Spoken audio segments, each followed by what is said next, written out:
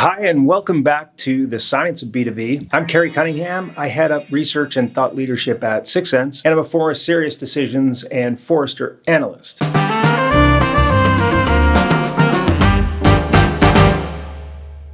And we're still moving through what I think of as our intent series. The last couple of episodes, we've been talking to salespeople about intent and how to think about it and how to use it. But now, back to everybody. And so this episode's going to have a theme. I had two possible themes in mind. One was that Ed Sheeran song, The Shape of You, but then I thought, I can be more obscure than that. More obscure than that means this poet, Gerard Manley Hopkins, British poet. He was a Jesuit priest a long time ago. Very strange man in a lot of ways, but absolutely brilliant in the way he used language. And he made up a bunch of words when there wasn't one that suited him. One of the words he made up is really awesome. It's called Inscape, and it's just like landscape except an interior landscape. And he used this word to describe how things, particularly things in nature, seem to have this inscape that kind of held them together, that determined what their shape was. So you could think of a grove of trees, you could think of a bunch of flowers,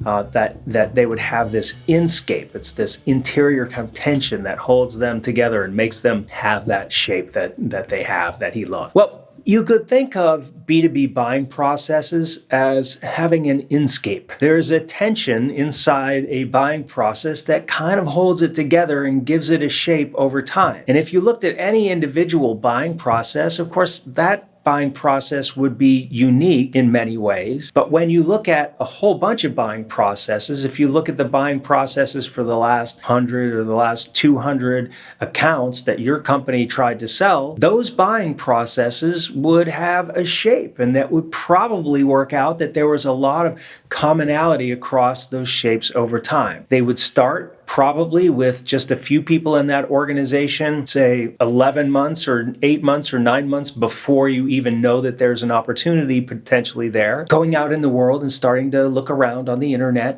Maybe they're talking to analysts, maybe they're on LinkedIn, maybe they're in other places wherever they get information that helps them with their jobs, and they're looking for solutions to business problems. And then that sort of grows. The questions that they're asking when it's early on are probably more general, maybe just how do I solve a problem like this? If it's a very mature kind of problem that they're solving, maybe they're more specific. That would determine the kind of shape of that buying process. But the buying process would have a shape over time. There would be people who come in and out of that buying process within the buying team. There would be kinds of resources that they utilize early in the buying process, maybe that they don't utilize later in the buying process. So again, all of these things, each individual one would be a little bit unique, but when you look at a lot of them, what you would see is a pattern, and that pattern would result in a shape. And you can literally graph out, chart out that shape of behavior over time, and you can look at where that behavior is, what channels that behavior is happening in, what information, what kinds of information are the people who are giving off those signals, doing that research, what kind of information are they looking for. All of that allows us to understand over time, looking at lots of different buying processes, where is any individual company. So if I look at one account and I see that they've been engaging in this kind of behavior over this period of time, I can sort of take the shape of their behavior and match it to the overall shape that we see for an account like that. And that's what we can do with all of the intent data, all of the anonymous traffic, all of those signals that we have available, and the power of AI to build those models. And every model you could think of as just building a chart, building a graph of what it looks like when that organization is buying. So the best way to do that is you take a set of opportunities that your organization has been working and you look back in time to see what that behavior was like. And that's what we do at Sixth Sense when we build those models.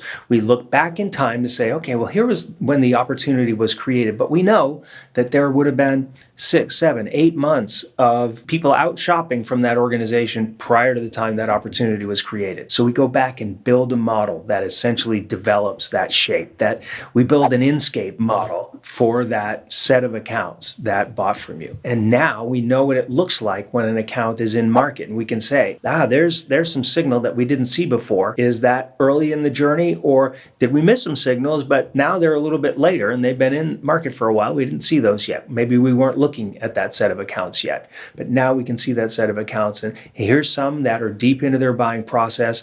Then here's some that are still quite early in their buying process. All of that really, really matters. Understanding where accounts are in their buying process opens up so many doors. When you think about what happens today, if we have a set of accounts that are our ICP, they're our ideal customer profile, we've done the work, we understand which ones they are, we've done the work of creating alignment between marketing and sales about those, fantastic. But now let's say you've got 1,000 accounts. Out of that 1,000 accounts, maybe 50 to 100 of those are going to be in market to buy something this quarter. How do you know which 50 or 100? If you don't, you have to spend your money and your time equally across all 1,000, because now you're kind of gambling, right? You're putting some chips across all of those different accounts so that you don't miss any. But the problem is you can't invest heavily in any of them either, right? So you're just hoping that you're doing just enough that you get their attention, but not too much that you're over-investing in an account that's not going to be going anywhere anytime soon. When we have this model, when we can scape the Inscape, which is what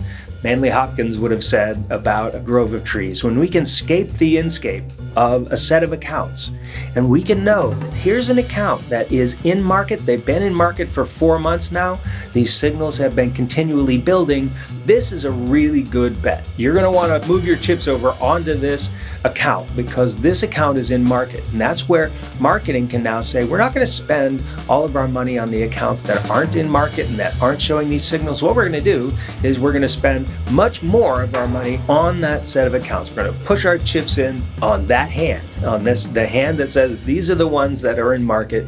Now we can afford to go make sure that we're putting forward our best foot for these guys, that they get our best offers, that our sales reps and our BDRs are engaging, that if they're having conversations, but they're at least enabling those accounts, making sure that they get all of the content that they could possibly want, that they get invited to our events, that they talk to our reference accounts, even before we talk to them. And when you know which accounts are in market, now we can do something like that, and we can start to really use and prioritize our budgets much, much more effectively. And now, this may sound a little bit like science fiction, but I absolutely want to assure you it's not. There are thousands of companies doing this today. And here's the thing, it is possible.